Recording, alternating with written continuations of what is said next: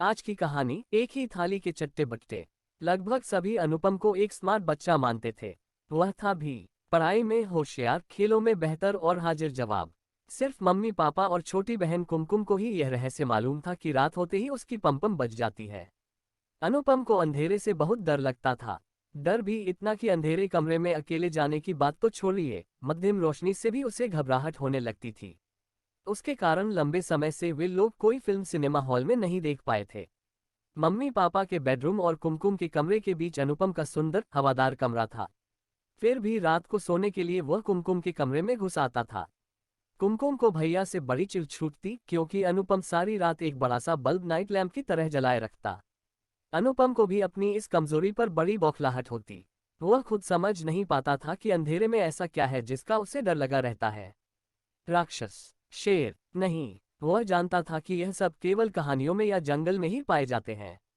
मैं नहीं जानता, मुझसे कुछ मत पूछो, यही उसका उत्तर रहता। शनिवार की शाम दफ्तर से घर लौटते समय पापा एक टेलीस्कोप प्रोजेक्ट ले आए।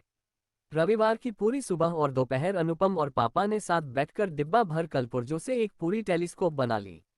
अनुपम को इसमें काफी मजा आ रहा था। उसे अंदाज नहीं था कि रात होते ही यह टेलीस्कोप उसकी परेशानी का सबब बन जाएगी। इसका ध्यान तो उसे तब आया जब रात को खाना खाने के बाद सब लोग तारे देखने के लिए छत पर जाने को तैयार हो गए। इसका मतलब कुम्मी को भी इस योजना का पता था। अनुपम को गुस्सा तो आया, लेकिन अंधेरे का डर उससे भी बड़ा निकला। पापा कंधों से ठेलकर उसे छत पर ले गए। पापा का सोचना था कि चंद्रमा, तारे और नक्षत्रों की तिलस्मी दुनिया देखकर अनुपम उनमें खो जाएगा और उसका भय भी जाता रहेगा। लेकिन ऐसा कुछ भी नहीं हुआ। अनुपम की आंखें आकाश के नज़ारों से ज्यादा आसपास के अंधेरे को टटोल रही थीं। हवा से आकाश नीम के ऊंचे पेड़ डोल रहे थे।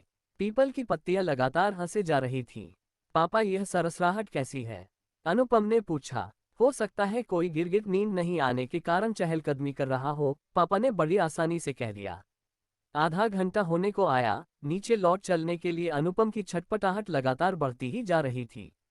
अब तो पापा को भी अपने डरपोक बेटे पर गुस्सा आ गया। गनीमत थी कि उन्होंने अनुपम को एक चपत नहीं लगाई। अच्छी खासी हवाखोरी की किरकिरी हो गई थी। स्नेह सम्मेलन का मौसम था। वातावरण में मौज मजे की खुनक थी। पढ़ाई पर जोर कम था। एक दोपहर क्लास टीचर कक्षा में आई और मेज पर ही बैठ गई। बिना बताए बच्चे जान गए कि आज कुछ खास बात है। एक रेडियो जॉकी के अंदाज में हवा में हाथ लहरा कर टीचर ने घोषणा की कि हम लोग पिकनिक पर जा रहे हैं। पिकनिक पूरे 2 दिन और 2 रातों की होगी। हर किसी को पिकनिक में आना जरूरी है। बच्चे तो खुशी से उछल पड़े, किलकारियां भरने लगे और मारे उत्तेजना के मेज थपथपाने लगे। इधर अनुपम के पेट में मारे डर के मरोड़े उठने लगे। 2 दिन तो ठीक है, घर से दूर एक रात भी वह कैसे निकाल पाएगा? रात को खाने की मेज पर अनुपम का लटका हुआ मुंह देखकर पापा ने उसका कारण पूछा। पिकनिक की बात के साथ बिना रुके अनुपम ने यह भी बता दिया कि 2 दिनों तक मटर गश्ती करने के बजाय वह घर में रहकर पढ़ाई करना चाहता है। इसलिए पापा उसके लिए डॉक्टर के प्रमाण पत्र की व्यवस्था कर दे। पापा सब जानते थे कि पिकनिक छोड़कर पम्पम को पढ़ाई क्यों सूझ रही है। उन्होंने कड़े शब्दों में कह दिया कि अनुपम को जाना ही होगा।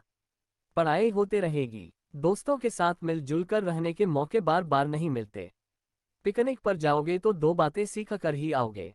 अब तो दिन के उजाले में भी खाने खेलने से अनुपम का मन उचट गया। जंगल के अंधेरे में जो होगा सो होगा, सहपाठियों के सामने पोल खुल जाएगी सो अलग। बड़ा स्मार्ट बना फिरता था बच्चू। आखिर पिकनिक का दिन आ पहुंचा। बच्चे खुशी खुशी बस में सवार हुए। गाते हंसते शोर मचाते सब चल पड़े। अनुपम अपनी सीट पर सहमा दुबका बैठा रहा। झमझमा फॉल्स पहुंचकर उसने देखा कि जंगल के बीच में खुले हिस्से में 30-35 छोटे छोटे तंबू लगे हैं। यही उन सबको रहना सोना था। अनुपम अपने जैकेट के अंदर हनुमान चालीसा की पोथी भींचे हुए बस से नीचे उतरा। टीचर ने बताया कि हर तंबू में 2 बच्चे रहेंगे। अपना अपना पार्टनर चुन लो। इस बार अनुपम के सामने कोई दुविधा नहीं थी। उसने लपक कर नाहर को जा पकड़ा। सच तो उसका नाम अजीत था और वह स्कूल का जूडो चैंपियन था। दोस्तों ने उसका नाम अजीत उर्फ लान रख छोड़ा था। हिंदी के शिक्षक ने उसका नाम बदलकर नाहर कर दिया था।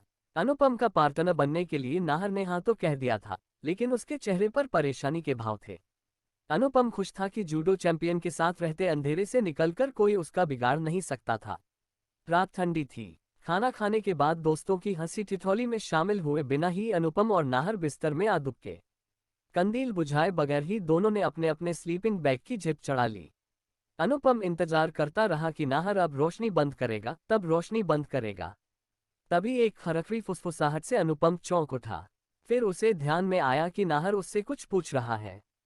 क्या तुम्हें अंधेरे से डर लगता है? अनुपम को अपना भेद खुलता लगा। अरे यह क्या देख रहा था वह?